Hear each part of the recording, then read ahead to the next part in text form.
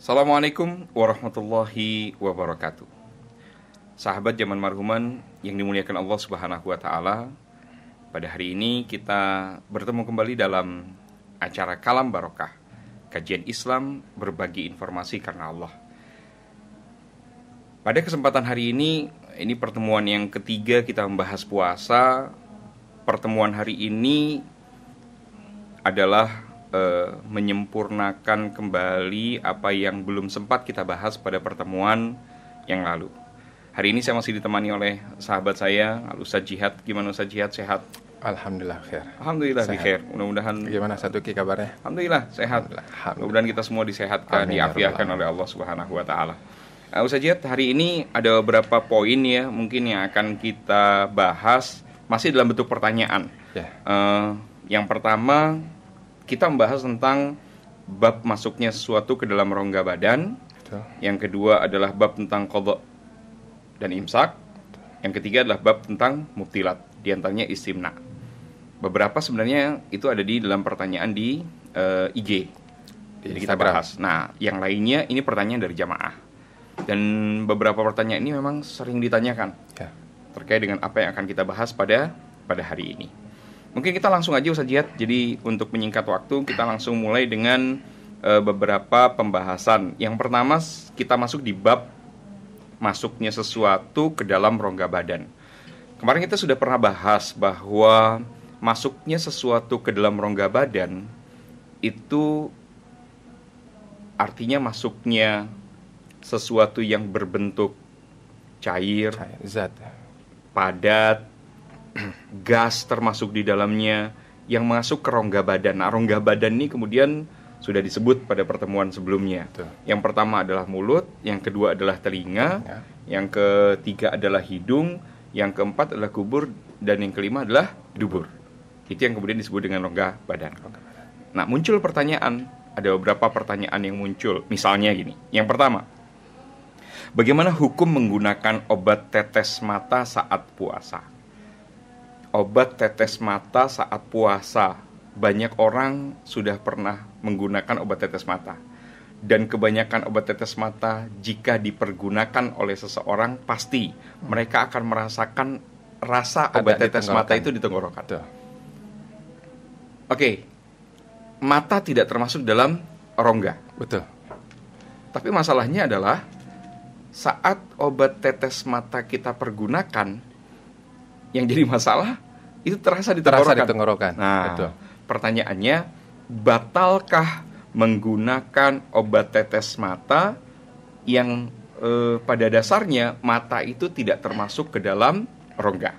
Dan itu sepakat mayoritas di pandangan mazhab Syafi'i, mata tidak termasuk ke dalam rongga. Betul ya? Ya, betul. Gimana Ustadz Jihad terkait dengan masalah ini? Bismillahirrahmanirrahim. Rabbi shrah li sadri wa yassir li amri wahlul 'uqdatam min lisani yafqahu qawli. Sebelum kita masuk ke dalam membahas pertanyaan dari sahabat kita zaman marhuman, kita coba untuk mengulas kembali makna usulu ain ila manfaz maftuh min manfazi maftuh ila jawf. Usulu ain. Mana ain di sini adalah keluar dari kalimat ain adalah tadi gas, bau, aroma. Nah, sehingga maaf kalau andai saja kita sedang lewat sebuah tempat rumah makan, kita mencium bau sate, tidak batal karena baunya. Kita ambil contoh lagi. Aroma nggak termasuk berarti ya? Aroma nggak termasuk. Termasuk aroma makanan. Aroma makanan di rumah lagi masak. Menjelang buka puasa. Terus kemudian nikmat tuh kita nikmati. Kita nikmati bau harumnya itu. Bau harum tidak batal. Nggak batal ya. Kecuali memang disengaja ya. Sengaja menemani istri dan menikmati aroma tersebut di dapur. Jadi kalau menikmati itu ada pandangan yang mengatakan batal. Ya, artinya disengaja. Bukan batal, bukan batal. Disengaja mencoba untuk menikmati aroma tersebut. Nah, beda lagi dengan hukumnya disengaja tadi, hukumnya makruh. Makruh ya. Jadi makruh hukumnya menyengaja untuk menikmati makanan tadi. Iya, menikmati aromanya. Aroma tadi. Menikmati aroma makanan tadi, gitu ya. Nah, kita kembali lagi usul ain, kita ambil contoh lagi. ain di sini adalah zat apabila ada yang mempergunakan fix inhaler yang ditempel di hidung, kita disedot. Nah, itu yang masuk itu adalah ainnya. Nah, beda dengan ketika ada orang yang memakai balsem atau semacam aroma ditempelkan di dada dan itu kecium, itu tidak batal. Tidak batal. Karena yang dicium itu adalah aromanya. Lalu yang disebut manfazi maftuh, rongga yang terbuka. Rongga yang terbuka, sepakat mazhab jumhur mazhab Imam Syafi'i, seluruh rongga yang terbuka kecuali mata. Dan Imam Ghazali menambahkan mata dengan telinga. Nah, itu tidak batal. Nah, menjawab pertanyaan dari saudara kita ini, yang ditanyakan adalah hukum menggunakan obat tetes mata saat puasa. Walaupun memang ketika sedang menetes obat mata atau memakai celak mata, sebenarnya celak Iktihal ya. Iktihal. Nah, terkadang ketika sedang kita membuang ludah atau menarik semacam kayak cairan di sini, itu keluar ada semacam kayak butiran-butiran hitam. Ismit itu ya. Ismitnya itu yang dari celak mata tadi itu. Artinya kalau dilihat dari secara struktur anggota badan ini, ada hubungan mata yang masuk ke dalam tenggorokan. Terlepas daripada permasalahan itu, kita mengikuti pendapat daripada jumhur ulama mengatakan walaupun itu masuknya terasa di tenggorokan, para jumhur ulama dari mazhab Syafi'i mengatakan bahwa itu tidak membatalkan puasa. Baik itu obat tetes mata atau memakai iktihal, tidak membatalkan puasa. Lanjut, yang masuk ke dalam ila jof. Makna jof di sini adalah tempat dicernanya makan dan obat, yaitu perut. Sedangkan untuk dicernanya obat itu di otak ini. Cerna makan dan obat di perut, sedangkan mencerna obat adalah di otak. Nah, sehingga apabila masuk suatu benda itu ke dalam yang kita sebutkan tadi itu, maka puasanya batal. Dalam hal ini pertanyaan dari saudara kita zaman marhuman, masuknya sesuatu, kita sebutkan sesuatu ya, artinya bebas saja, bisa obat tetes mata, bisa hal-hal yang lain masuk ketika berpuasa, itu tidak membatalkan puasa. Mungkin Saduki berkaitan dengan pertanyaan kedua ya. Iya, ada kaitannya dengan pertanyaan yang kedua yang tetes telinga. Tetes telinga. Kan ada obat tuh, Betul. obat yang kemudian dipakai untuk mengeluarkan kotoran telinga. Betul. Dan bentuknya tetes. Iya. Obat tetes telinga. Itu dimasukkan ke telinga dan kemudian kotorannya itu akan otomatis keluar. Nah, pertanyaannya, kondisinya nggak sama nih dengan mata. Kalau mata kan kerasa di tenggorokan. Kalau telinga tidak terasa di tenggorokan, tidak akan tembus sampai ke, maksudnya nggak akan sampai ke tenggorokan. Tapi kondisi hukumnya sama tidak dengan mempergunakan obat tetes untuk telinga? Yang mata kita udah bahas tadi bahwa mata tidak termasuk manfaat maftuh. Sehingga ketika memasukkan sesuatu ke dalam ke mata, meskipun sampai ke tenggorokan tidak membatalkan puasa. Nah, sekarang bagaimana kalau obat tetes itu diletakkan atau dimasukkan ke telinga? Bagaimana hukumnya? Kalau kita merujuk kembali kepada pendapat mazhab Imam Syafi'i, udah jelas batal. Karena memang telinga merupakan manfaat maftuh.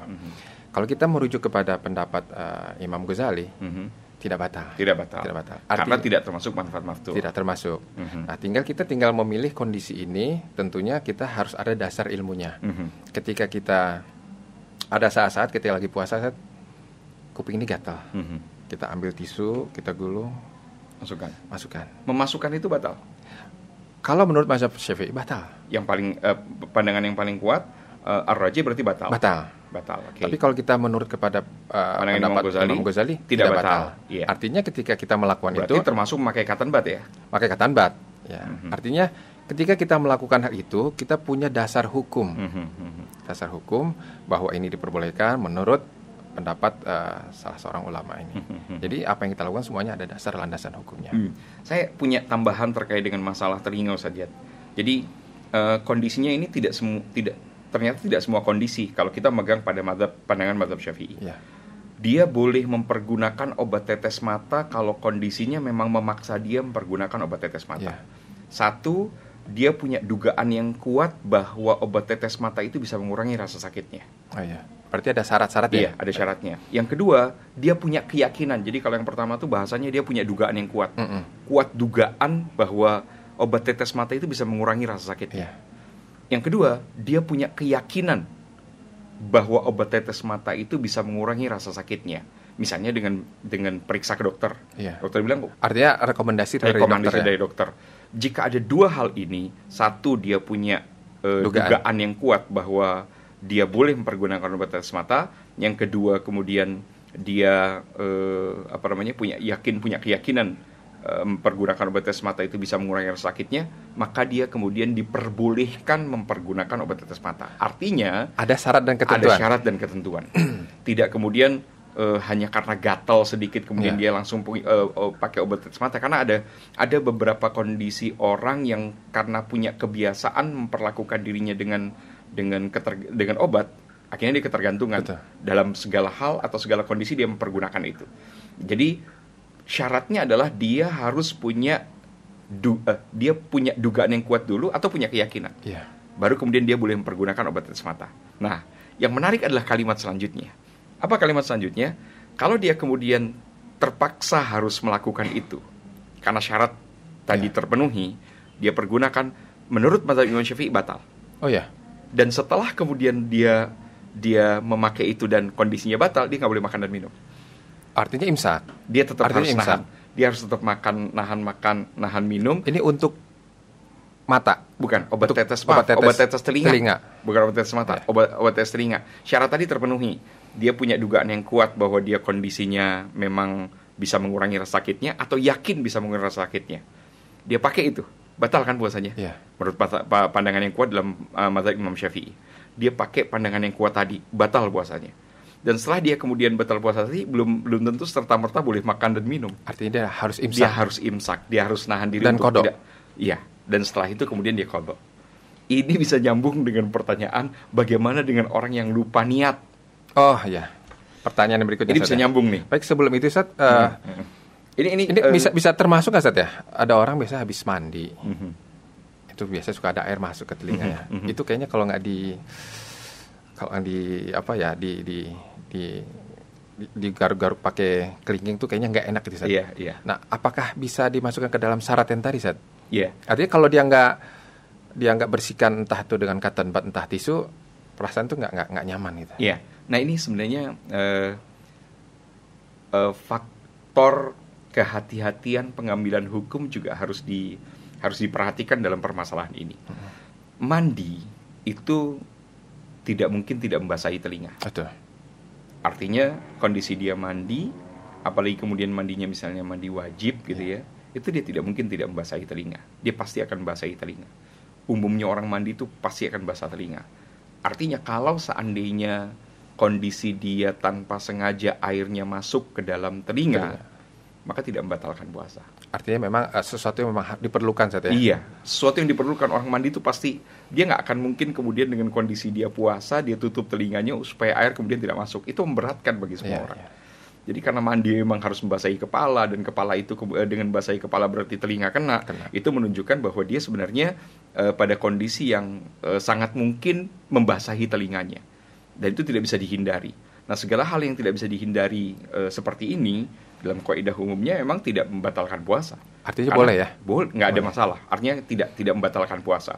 Kecuali dengan sengaja dia masukkan air ke dalam telinga.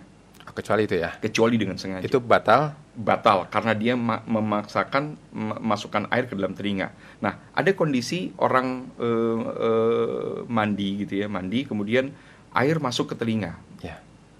Itu meskipun jarang terjadi gitu ya, tapi itu bisa saja terjadi. Yang biasanya air yang masuk ke telinga itu dimasukkan air lagi, supaya kemudian airnya keluar. Sambil lompat, kepalanya dimiringkan. Kondisi itu sama seperti kondisi dia memakai obat tetes telinga. Dengan syarat tadi. Dengan masukkan air ke telinga, itu dimungkinkan kemudian telinga itu, kalau misalnya dia bisa biarkan sampai buka, dia bisa tahan sampai buka, nggak akan menyakiti dia. Betul, tapi nggak nyaman. Nggak nyaman. Terus akhirnya kemudian dia tidak berdosa, tapi dia harus mengqadha puasanya serta imsak. Yang paling penting adalah dia harus tetap bertahan untuk tidak makan dan minum. Jadi berkaitan dengan, jadi pertanyaan yang disampaikan oleh sahabat zaman marhuman ini saling berkaitan. Saling berkaitan antara satu dari dengan mulai yang tadi lainnya. pertanyaan tentang obat tetes mata, terus kemudian obat tetes obat telinga, tetes telinga, terus mandi, kemudian bagaimana air masuk ke telinga. Dan oh ya Sat, ada satu pertanyaan yang ini masih berkaitan dengan pertanyaan yang pertama. Hukum menggunakan, ada beberapa orang ketika dia sedang dalam keadaan kondisi sesak napas itu dia memerlukan alat bantu yang dia harus semprotkan ke dalam mulutnya itu. Nah, apakah dilakukan ketika berpuasa di siang hari? Apakah itu membatalkan? Sedangkan kalau yang sepengetahuan saya yang awam, kalau disemprot itu keluar berupa semburan semacam kayak gas. Nah, apakah itu masuk dalam kategori yang membatalkan yang disemprotkan ke dalam mulut? Kalau nggak salah ya, nanti mungkin kita harus konfirmasi lagi. Biasanya disebutnya Ventolin, yang untuk cairannya, yang untuk apa namanya? Untuk alat bantu pernapasan tadi. Jadi kalau sesak, biasanya asma saja. Yang asma itu kan sebenarnya bentuknya bubuk saja. Itu di dalam botol itu bubuk ya? Botol itu bentuknya bubuk. Bukan berupa cairan? Bukan berupa cairan. Jadi bentuknya bubuk. Pada saat disemprotkan, yang keluar tuh bubuk. Oh iya. Dimasukkan ke manfaat maftuh untuk sampai ke rongga pernapasan. Jadi dia sebenarnya sudah masukkan jirim, sudah masukkan zat ke dalam tubuhnya. Apa bisa masuk ke dalam kategori yang telinga tadi, Zat? Nah, artinya dengan dua syarat dan ketentuan tadi, dia menduga dan seterusnya dia yakin ini bisa menyembuhkan, apa bisa masuk syarat itu? Masuk karena syarat itu. Karena mau nggak mau dia harus menyemprotkan sesuatu zat ke dalam rongga mulut yang memang rongga mulut itu adalah sesuatu yang membatalkan. Betul. Jadi ini masih nyambung dengan jawaban yang tadi. Saling berkaitan gitu. Dia harus memenuhi syarat tadi, punya dugaan yang kuat bahwa itu bakal membantunya untuk lebih nyaman tidak sesak, lebih nyaman tidak sesak lagi, atau dia punya keyakinan karena dokter memang menyarankan hal itu atau menyuruh hal itu, memberikan rekomendasi terhadap hal itu, dan kemudian ketika dia mempergunakannya batal itu. Betul. Jadi pergunakan kemudian batal, dia tidak berdosa karena dia membutuhkan itu. Tapi dia harus tetap menahan untuk tidak makan dan minum.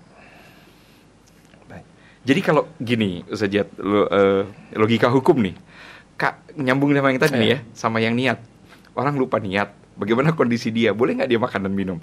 Nah, ini menarik, Sat. Menarik. Ini udah masuk ke pertanyaan berikutnya. Sebelum itu, Sat, apakah sama kondisinya ketika kita sedang naik pesawat, turbulence, goyang, otomatis turun kan tuh?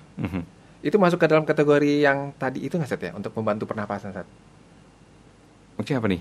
Alatnya? Alatnya yang turun dari atas kabin kita tuh, turun berupa masker.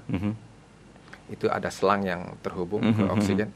Apa termasuk sama dengan zat untuk bantu pernapasan ya? Jadi kalau bentuknya bukan bentuk jirim, nggak ada zatnya, nggak ada bentuknya, dia bukan bubuk dan lain sebagainya, nggak ada masalah. Artinya sama seperti kita menghirup udara. Selama tidak ada jirim atau zatnya, tidak batal kan? Betul, tidak batal. Sama seperti kita sedang menghirup udara, nggak ada masalah. Tidak membatalkan puasa orang yang menghirup udara sebanyak-banyaknya. Masya Allah. Gitu. Gratis, Sat, ya? Iya, gratis. Nah, Masya Allah, sangat menarik sekali, Sat. Boleh kita lanjut ke pertanyaan dari saudara kita zaman marhuman, Sat, ya, yang berikutnya. Bagaimana hukum yang orang yang lupa niat? Nah, nyambungin sama yang tadi gitu ya. Iya. Kita ini perlu kemudian diberikan, nanti Sajid tolong sedikit diperdalam terkait dengan hal ini. Saya ngambil awalnya aja, Sajid. Logika hukum lah gitu. Logika hukum terkait dengan masalah ini. Nanti Sajid kemudian berikan pendalaman terkait masalah ini. Masalah niat. Jika kemudian yang tadi diperlukan saja, kan diperlukan tuh obat tetes mata sama obat untuk mengurangi rasa sakit pada saat sesak gitu ya. Itu saja membatalkan puasa, dan pada saat yang sama dia harus tetap imsak. Kalau kemudian dia sudah tuntaskan itu, obat itu sudah menuntaskan sesaknya, sudah menuntaskan rasa sakitnya di telinga. Dia tetap harus imsak. Dia harus tetap tidak boleh makan dan minum sampai nanti waktu berbuka. Jika itu saja harus dilakukan sama orang yang itu kan doruri ya, kondisinya yang dia butuhkan. Dia butuh untuk itu. itu saja tetap harus nahan makan dan minum, apalagi orang yang kemudian lupa niat. Sesuatu yang sangat esensi sekali dalam Betul, ibadah ini. Betul. Padahal syarat kemudian seorang bisa sah ibadahnya adalah niat. Gambarannya sebenarnya contohnya orang kesiangan bangun. Kesiangan bangun kemudian dia lupa niat. Saya agak sedikit mundur ke belakang, Ustaz Jihad. Di mazhab Syafi'i itu niat puasa wajib itu ada paling tidak 3 syarat. Betul ya? Ada 3 rukunnya lah. Rukun niat untuk puasa wajib itu ada 3. Yang paling penting adalah tikror, dilakukan setiap malam. Nggak boleh di awalnya nggak saja. boleh di awal harus saja. Setiap malam. Dan harus ditabit, harus dimabitkan. Dari mulai dilakukan ketika malam hari. Iya, dari mulai ba'da maghrib sampai sebelum subuh. Itu harus. Khususnya puasa wajib. Tidak bisa dilakukan 1 bulan penuh. Tapi boleh pendapat itu diambil dari pandangan mazhab Imam Malik. Dan itu dilakukan di awal bulan. Tapi tidak serta-merta ketika lupa, apakah itu sudah tercover dengan niat? Ini yang kemudian disebut ihtiyaton, kehati-hatian. Ketika kemudian kita sudah niat 1 bulan, maka 1 bulan yang niat tadi saat kita lupa tercover. Alhamdulillah. Dan lebihnya lagi, hebatnya lagi, kalau kita sudah gabungkan niat mazhab Syafi'i dan mazhab Maliki ini, kalau kita meninggal di pertengahan bulan Ramadan, Allah Subhanahu wa taala catat kita puasa Ramadan 1 bulan penuh. Masya Allah. 1 bulan penuh. Ini mungkin yang dikatakan perbedaan ulama itu adalah rahmat. Rahmat, betul. Jadi kita bisa memilih mengambil dan itu merupakan banyak rahmat betul. untuk kita. Masya Allah. Tapi tentunya dasarnya ilmu ya saja. Iya. Nggak bisa ngambil gampangnya, nggak boleh. Kita boleh taklid, tapi kita tidak boleh mengambil gampangnya saja dari mazhab-mazhab yang ada. Mungkin seperti orang ketika makan di nampan, dia comot yang enak-enaknya. Iya. Maksudnya itu Sate? Iya. Tidak diperkenankan. Tapi kalau taklid boleh. Asal dengan ilmu. Baik, kita lanjutkan saja pembahasan kita terkait dengan niat. Bagaimana nih pandangan ulama terkait dengan hal ini? Khususnya mazhab Syafi'i ya. Mazhab Syafi'i, niat adalah merupakan salah satu rukun daripada rukun puasa. Dan itu harus dilakukan, yang tadi kita telah sampaikan, ada 3 rukun yang harus selalu diucapkan, dilakukan ketika menjalani ibadah puasa Ramadan. Namun demikian kita coba untuk membedah perbedaan antara, ada perbedaan niat puasa wajib dengan puasa sunnah. Artinya perbedaan puasa wajib dan sunnah ada perbedaan masalah niat. Yang pertama adalah perbedaannya puasa wajib yang tadi Ustaz Tuki sampaikan, harus ada 3 itu. Pertama ada mabit malam. Jadi niat itu harus ditabit, diucapkan dari mulai waktunya malam dari maghrib sampai waktu subuh. Sedangkan untuk sholat, untuk puasa sunnah, itu waktunya lebih panjang. Dari mulai terbenam matahari sampai sebelum zawal. Sebelum zuhur. Itu niatnya. Kalau udah zuhur udah habis. Tentunya dengan syarat ketika dia ingat jam 10 pagi dia belum niat puasa sunnah, dia masih boleh niat selama ada syarat-syarat dan ketentuan. Pertama tentunya belum ada hal-hal atau perkara yang dia lakukan membatalkan puasa. Beda cerita, subuh dia sudah sarapan nasi uduk, ditambah dengan doa celang, ditambah lagi ada somai lauk, dia makan somai. Dia baru ingat, dia puasa, dia niat. Tidak, itu semua sudah gugur lah. Gugur artinya sudah menggugurkan ya. Sudah menggugurkan.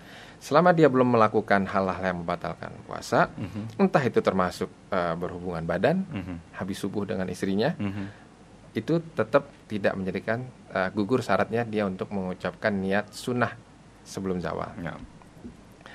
Yang berikutnya perbedaan syarat, perbedaan niat wajib dengan sunnah. Yang berikutnya adalah untuk puasa wajib 1 niat untuk 1 ibadah, satu niat untuk 1 ibadah. Artinya niat kita malam hari ini untuk besok 1 saja. Sedangkan untuk puasa sunnah boleh dalam 1 hari itu untuk 2 atau 3 niat. Contohnya misal Syawal nih, yang paling dekat Syawal nih. Ketika puasa Syawal jatuh di hari Senin. Dan pada hari yang bersamaan itu kita boleh meniatkan 1 niat puasa Syawal, yang kedua niat puasa Senin. Dan alhamdulillahnya pas bertepatan dengan Ayyamul Bid. Jadi puasa tanggal 13, 14 atau 15 ya. Salah satunya kemudian Berarti 3 niat 3 niat sekaligus dilaksanakan dalam satu hari. Itu perbedaannya. Tapi kalau puasa wajib satu kali puasa tidak boleh digabung wajib dengan wajib. Tidak bisa. Hanya satu kali saja. Nah, untuk menggabungkan wajib dengan sunnah nggak kita bahas dulu ya. Ya, nanti kita bahas nanti. Kita bahas Baik. nanti. Tapi wajib dan wajib nggak bisa ya. Contohnya, wajib nggak bisa. Saya masih punya puasa Ramadan tahun yang lalu. Utang tahun lalu. Saya puasa Ramadan sekarang sekaligus saya qadha. Nggak bisa ya? Kayaknya keenakan Sat ya. Oh gitu ya. Jadi nggak boleh. Jadi tunggu nanti udah beres Ramadan baru saya qadha ya. Harus qadha dan dia harus hitung berapa lama dia. Oke. Utang yang dia telah belum bayar, dia harus bayar setelah itu. Nah, plus dengan fidyah ya. Iya. Baik. Itu perbedaannya. Yang kedua itu ya. Yang kedua, sepertinya sudah semua ya kita bahas ya. Yang ketiganya, fardiyahnya? Oh ya. Untuk puasa fardu itu wajib ta'yin. Wajib ta'yin. Harus disebutkan puasanya. Ramadannya, disebutkan ta'yinnya diperjelas. Sedangkan untuk puasa sunnah tidak perlu diperjelas. Tidak perlu ta'yin. Kecuali puasa yang berkaitan dengan waktu. Misalnya puasa Arafah. Harus kita sebutkan puasa Arafah, harus ada ta'yinnya. Namun terlepas daripada yang berkaitan dengan waktu, tidak perlu ta'yin untuk puasa sunnah. Nah, itu berkaitan untuk niat puasa. Sehingga masuk ke dalam pembahasan wajib qadha dan imsak bagi siapapun, entah dia lupa atau lain hal, ketika dia teringat di siang hari bahwa dia belum niat puasa, maka dia diharuskan wajib qadha hari itu, dan dia harus imsak sampai terbenamnya matahari. Jadi dia tidak bisa menggampangkan dirinya karena tidak niat makan dan minum gitu ya. Dia tidak boleh memposisikan dirinya karena saya batal, ya sudah, saya statusnya seperti orang yang nggak puasa, dia makan minum, nggak boleh. Karena justru inilah bedanya bulan Ramadan dengan bulan yang lain, sehingga ketika dia melakukan satu kesalahan, aturan mainnya adalah dia harus mengkondisikan dia seperti orang yang berpuasa. Jadi memang rugi, boleh rugi, dikatakan rugi. Satu sisi dia harus berlaku seperti orang yang dalam keadaan berpuasa atau imsak. Yang kedua, dia harus mengkodok puasa tersebut. Selama ini masyarakat mengenal imsak itu adalah teriakan sebelum azan subuh. Imsak. Nah, kalau imsak itu artinya, mungkin Ustaz bisa jelaskan. Imsak itu sebenarnya artinya menahan. Imsak kalau dilihat dari arti bahasa itu artinya menahan. Makna saum Ustaz ya? Iya, makna saum itu adalah artinya imsak. Imsak itu artinya menahan. Maksudnya menahan di sini yang dikaitkan dengan hukum di sini artinya menahan makan, minum, dan semua kaitannya dengan puasa. Artinya dia bukan hanya makan dan minum saja, termasuk berhubungan dengan istrinya. Kalau istrinya kemudian juga tidak niat, dia tidak boleh berhubungan sama istrinya. Oh, ini menarik gitu. Ustaz nih. Gitu. Kayaknya ada pertanyaan dari sahabat zaman marhuman, tapi mungkin setelah ini Ustaz. Oh iya. Karena pembahasannya akan panjang, berkaitan dengan berhubungan badan dengan istri di siang hari. Sangat panjang sekali. Kita mau yang mana dulu nih? Ada pertanyaan yang berikutnya Ustaz ya. Artinya pembahasan kita mengenai tadi masuknya sesuatu ke dalam rongga, dari mulai masuknya sesuatu dari mata dulu, telinga, mata beres. Jadi kalau kita ulang lagi, mata tidak batal. Telinga batal. Terus kemudian masukkan ke rongga mulut, batal. Tapi masuknya ke telinga dan rongga mulut, ketika kemudian dia sudah membatalkannya, tidak boleh kemudian langsung serta-merta boleh makan dan minum. Dia harus imsak. Dia tetap qadha dan dia tidak berdosa terkait dengan hal itu gitu. Baru kemudian kita bahas yang terakhir terkait dengan lupa niat. Iya. Ini nyambung nih semuanya nih. Jadi satu paket. Jadi pori-pori nggak termasuk Ustaz ya? Pori nggak termasuk. Sehingga kalau ada orang yang menggosokkan badannya dengan angin, pakai balsam, nggak apa-apa Ustaz ya? Nggak apa-apa. Karena memang bukan bagian daripada, bukan termasuk manfaat maftuh. Oke. Ini ada pertanyaan Ustaz yang cukup populer di kalangan mungkin kalau saya lihat di kalangan generasi zaman now Ustaz ya. Berkaitan dengan keluarnya air sperma, air mani. Ketika mungkin kalau di luar bulan suci Ramadan artinya bukan di siang hari nggak masalah Ustaz ya. Yang kita bahas adalah keluarnya sperma pada saat puasa. Pada saat berpuasa. Nah, gimana hukumnya nih Ustaz? Baik, Ustaz terkait dengan hukum keluarnya mani ya pada saat puasa. Kayaknya harusnya Ustaz Jihad yang bahas nih, yang lebih dewasa dibanding saya gitu. Bukan, kalau dilihat daripada kontur wajah Ustaz Uki kayaknya lebih layak karena jenggotnya lebih banyak Ustaz. Oh gitu ya. Oke, baik. Gini Ustaz Jihad. Kesimpulan hukum sebagaimana yang juga tertulis dalam kitab Takrirat ya. Terkait dengan kesimpulan hukum keluarnya air mani itu ada 2. Satu, membatalkan Bentar, puasa. mungkin pemirsa ada yang belum paham Mhm. antara air mani, mazi, wadi, Sat. Oke. Nah, kayaknya nggak kenal nggak sayang, Sat. Iya. Kayaknya harus kenal dulu. Umumnya aja lah, umum aja Umumnya. gitu. Mani itu adalah air yang keluar pada puncak syahwat. Madhi adalah air yang keluar pada pertengahan syahwat. Oh ya. Sedangkan wadi adalah cairan yang keluar pada saat lelah, mengangkat benda yang berat. Untuk dua kategori terakhir, yaitu madhi dan wadi, hukumnya najis. Najis dua-duanya. Iya, dalam mazhab Syafi'i najis. Sedangkan mani dalam mazhab Syafi'i hukumnya adalah suci, tidak najis. Nah, keluarnya mani yang suci ini itu mewajibkan mandi. Sedangkan madhi dan wadi itu tidak mewajibkan mandi, tapi mewajibkan untuk membersihkan najis tadi. Oh ya. Nah, itu perbedaan antara madhi, wadi, dan mani.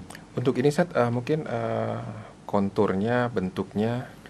Kayaknya kita bahas pada pembahasan khusus gitu ya, terkait dengan masalah itu. Kita sekarang masuk di masalah hukum saja. Gini saja, terkait dengan mani yang kemudian orang menyebutnya juga sperma. Keluarnya mani atau sperma itu ini untuk laki-laki perempuan sama, Sat, ya? Iya, sama. Pada saat puasa itu ada dua, bisa membatalkan puasa dan bisa tidak membatalkan puasa. Dengan keluarnya sperma. Tapi sekali lagi saya coba ingin tegaskan dari awal, ini masalah hukum. Jadi ini murni masalah hukum. Belum dikaitkan dengan masalah akhlak, belum dikaitkan dengan masalah adab, belum. Tapi baru kaitkan dengan masalah hukum. Kapan kemudian keluarnya mani itu dapat membatalkan puasa? Ada dua. Satu, jika dikeluarkan dengan cara istimna. Istimna apa, Sat? Istimna itu bahasa yang mungkin populer, bisa dipahami adalah onani. Oh, masturbasi, Sat, ya? Iya, masturbasi. Apakah onani dengan tangannya sendiri atau dengan tangan yang lain? Maksudnya, Sat? Misalnya dengan tangan istrinya misalnya. Pembahasannya. Ini pembahasannya agak sedikit detail. Nggak, Sat. Emang saya senang fikih itu gitu, Sat. Jadi harus disampaikan apa adanya, jadi tidak ada dusta di antara kita, biar semuanya terang benderang jelas. Baik. Daripada nanti saudara Jamal Maruman mencari informasi yang salah, Sat. Oke. Jadi saya ulangi lagi, keluarnya dengan cara istimna. Istimna itu onani atau masturbasi. Artinya meminta untuk dikeluarkan, Sat. Betul. Yang kedua adalah keluar mani karena memeluk istrinya. Ini menarik. Keluar mani karena meluk istrinya tanpa busana. Bukan modus, Sat, ya? Bukan modus. Tanpa kondisi busana. Istrinya tanpa busana. Dan dia peluk istrinya dan keluar mani. Itu membatalkan puasa. Oh, ya. Kita bahas berikutnya supaya kemudian semakin jelas perbandingannya. Yang kedua, ini tidak membatalkan puasa. Yang tadi batal, sekarang tidak batal. Betul. Yang kedua tidak batal. Ada dua juga. Satu, jika keluarnya itu karena berpikir atau berhayal. Berimajinasi, Sat. Berimajinasi. Atau karena mimpi. Itu tidak membatalkan puasa.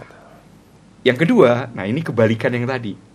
Keluarnya mani karena memeluk istrinya, istrinya sedang memakai pakaian, sedang berbusana. Busana dia peluk istrinya dan air maninya keluar. Itu tidak membatalkan puasa. Tapi kalau istrinya tidak berpakaian, itu membatalkan puasa. Kalau berpakaian tidak batal. Tidak batal. Coba ibarahnya Ustaz Jihad dibaca ibarahnya di kitab. Oh iya, jadi kondisinya memang mungkin nggak semua orang sama, Sat, ya? Betul. Mungkin ini lebih banyak berlaku untuk pasangan-pasangan. Atau umumnya berlaku. Pasangan yang baru nikah. Artinya kecoel sedikit, Sat, langsung. Jadi kalau Jihad udah lama menikah nggak itu ya, nggak berpengaruh ya kayaknya. Alhamdulillah sampai saat ini alhamdulillahirabbil alamin. Alhamdulillahirabbil alamin. Coba Ustaz ibarahnya biar jelas. Kedua ibarah yang terkait dengan mempergunakan pakaian dan tidak menggunakan pakaian. Baik, Satu Ki, dari kitab Takrirat Sadidah fil Masail Mufidah dari guru kita Al-Habib Hasan bin Ahmad bin Muhammad bin Said. Ini ibarah yang tadi Ustaz ya? Yang tadi berkaitan lebih jelas. Biar artinya apa yang kita sampaikan ini karena ada landasan. Terkadang masalah ini jarang didengar sama orang. Betul. Nah, kebanyakan orang itu kalau tidak mendengar dan kemudian kita tidak mempergunakan landasan untuk menyampaikan ini, akhirnya mereka mengatakan bahwa ini adalah bukan hukum gitu. Kita tidak mendengar sebagai hukum kan gitu. Baik, ada di halaman 454 itu di baris ke 3 dari bawah. Dari bawah ya. Faitul fi halatain, yang membatalkan itu ada dua perkara untuk keluar mani. Yang pertama bil istimna, ay tolibil khurijil mani mutlaqan bi ay kaifiyah. Dikeluarkan itu ya. Dengan cara apapun. Cara apapun gitu. Yang kedua, wa idza basyaram ra'atahu min ghairi ha'il. Dia mubasyarah, menyentuh istrinya nggak pergunakan pakaian. Min ghairi ha'il, tanpa ada pembatas, artinya tidak tanpa busana. Iya. Itu perkara yang membatalkan. Sedangkan penjelasan berikutnya wala yubtilu fi halatain. Tidak batal dalam dua kondisi. Yang pertama idza kharaja min ghairi mubasyarah kanazar aw fikr. Yang pertama, keluarnya tanpa mubasyarah, dia dengan berpikir, berhayal, berimajinasi. Atau mimpi tadi ya. Atau mimpi. Nah, yang kedua ini wa idza kharaja bi mubasyaratin walakin bihail. Nah, artinya jelas tidak batal kalau pakai busana. Pakai busana. Ada penghalangnya ya. Wallahu a'lam. Masya Allah. Jadi berkaitan tadi kesimpulannya ada perkara istimna itu. Ada perkara yang membatalkan. Ada yang dengan tidak keluarnya membatalkan. mani dia batal puasa, keluar mani tidak batal puasa. Dua batal puasa, dua tidak batal tidak puasa. batalkan puasa. Iya. Adapun yang perkara yang dia yakin saya kalau nonton sinetron, entah nonton film yang sifatnya film drama, di situ ada tampilan pemain wanitanya, saya suka melihat dan berimajinasi terus sampai keluar, dan dia yakin itu akan keluar, itu membatalkan ya. Artinya dia tahu nih endingnya dia pasti kondisinya. Dia tahu meyakini bahwa kondisi dia akan terpicu dengan apa yang dia lihat. Betul. Gitu. Dan dia sadar itu, kalau dia lakukan itu, pasti endingnya dia akan keluar. Dia menyadari bahwa itu akan memicu dia untuk keluar. Gitu. Nah, ini masuk ke dalam kategori yang pertama, artinya bi'ai kaifiyah. Artinya dengan berbagai macam cara, itu membatalkan puasa. Ada pandangan ulama yang mengatakan bahwa itu sampai membatalkan puasa. Nah. Sekali lagi ini nggak kaitan dengan belum kaitannya dengan akhlak saja ya. Oh, belum. Ini baru murni sebatas kaitannya dengan hukum. Karena hukum tidak bisa berdiri sendiri. Hukum itu harus juga dikaitkan dengan akhlak. Ya, kurang lebih seperti itu. Ini perlu dijelaskan kepada masyarakat, karena masyarakat terkadang ini mereka murni menjadikan suatu itu sebagai hukum, tapi kemudian tanpa atau menafikan gitu ya, menafikan akhlak. Ini kan sama seperti orang yang hanya berpikir bahwa saya sah sholat kalau saya pakai sarung doang. Ya, mending itu Ada yang sholat malah dengan memakai celana sepeda Artinya pusar ketutup, dengkul ketutup. Artinya dia mengabaikan itu tadi akhlak diabaikan. Yang penting intinya secara hukum dia sah. Nah, ini kan sungguh elok. Baik. Sungguh menarik Artinya pembahasan mengenai berkaitan dengan sesuatu yang khusus. Mungkin kalau saya boleh sampaikan permasalahan 18 tahun ke atas mengenai ini.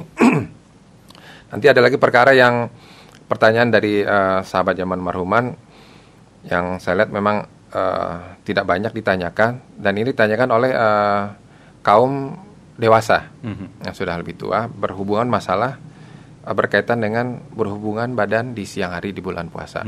Banyak yang tidak tahu, dan akhirnya timbul permasalahan-permasalahan yang sebenarnya itu adalah sesuatu yang sangat tidak boleh dilakukan di siang hari di bulan suci Ramadan ini, walaupun dia dengan istrinya.